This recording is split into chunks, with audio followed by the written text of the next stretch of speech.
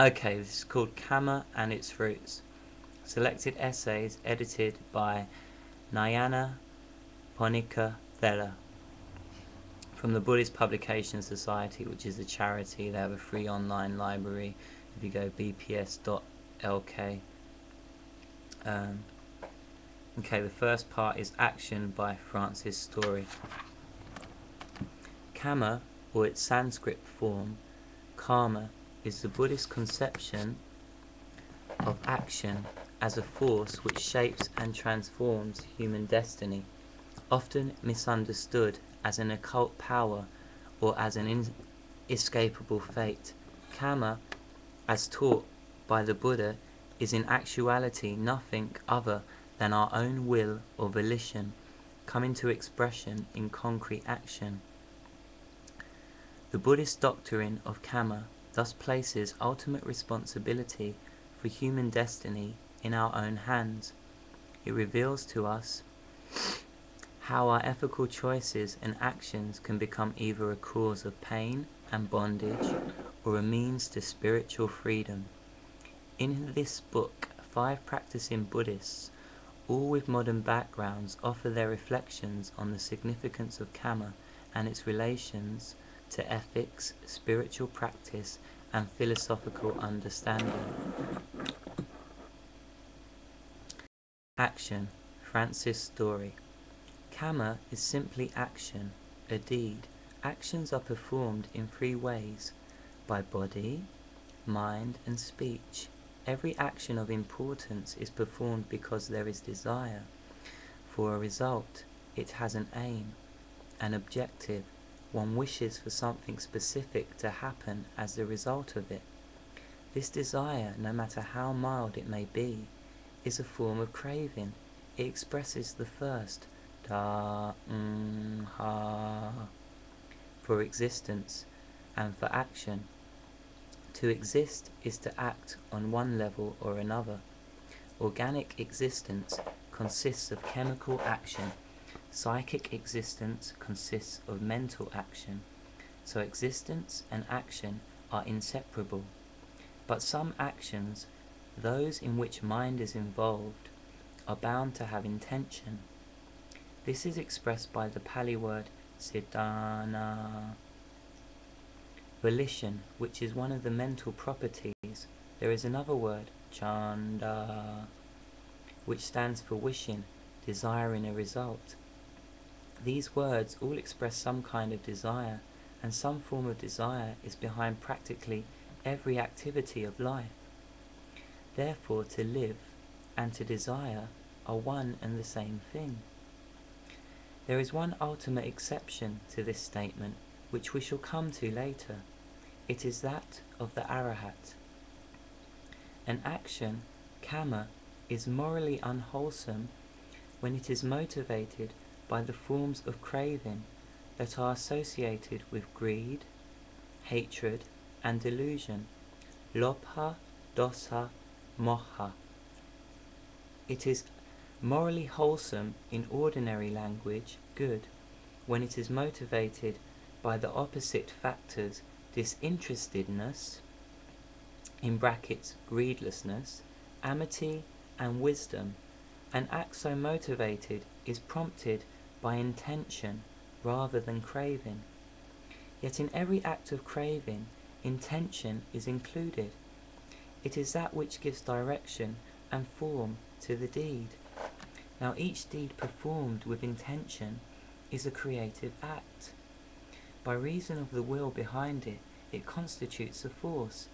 It is a force analogous to the other great unseen, yet physical forces that move the universe.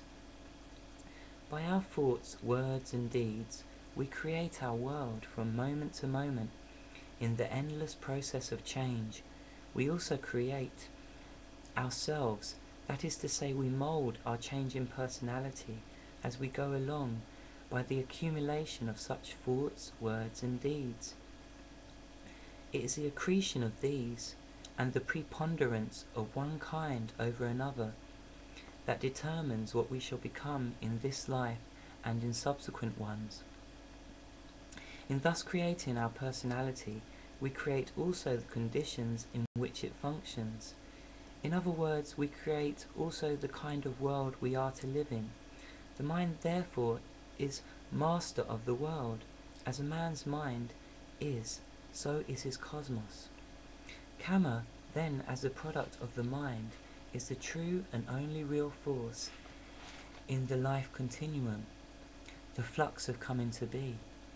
From this we come to understand that it is the residue of mental force which from the point of death kindles a new birth. It is the only actual link between one life, in brackets reincarnation, and another, and since the process is a continuous one, it is the last kamic thought moment at the point of death that forms the rebirth link in consciousness. The kamma that reproduces. Other kamma, good or bad, will come into operation at some time later.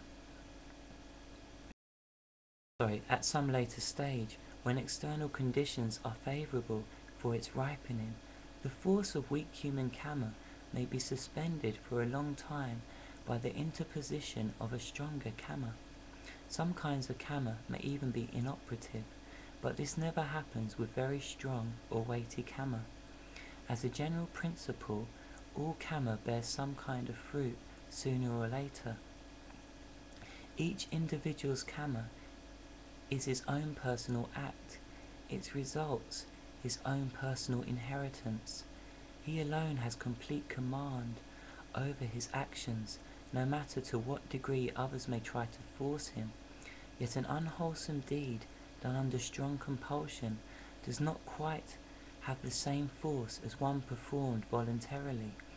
Under threat of torture or of death, a man may be compelled to torture or kill someone else.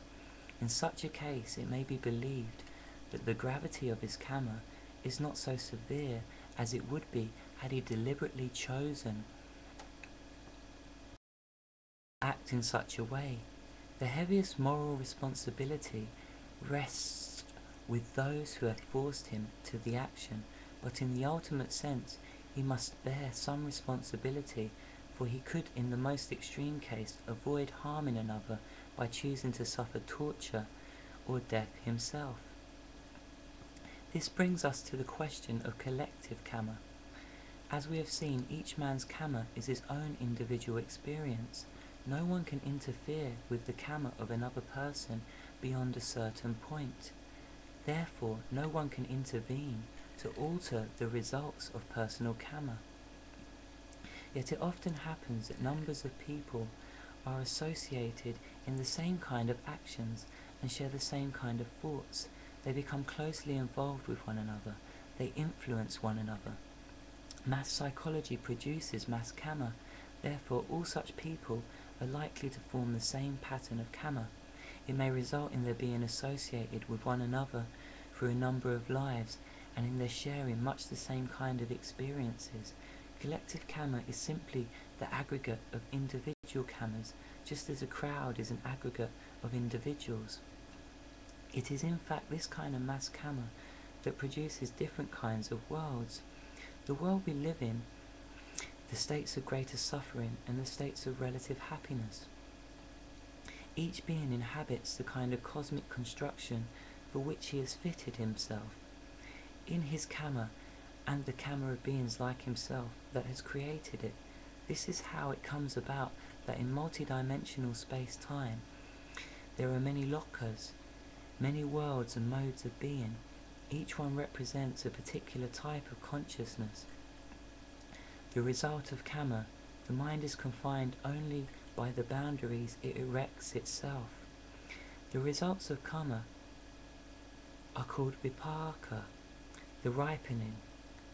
These terms kamma and vipaka and the ideas they stand for must not be confused. Vipaka is predetermined by ourselves, by previous kamma.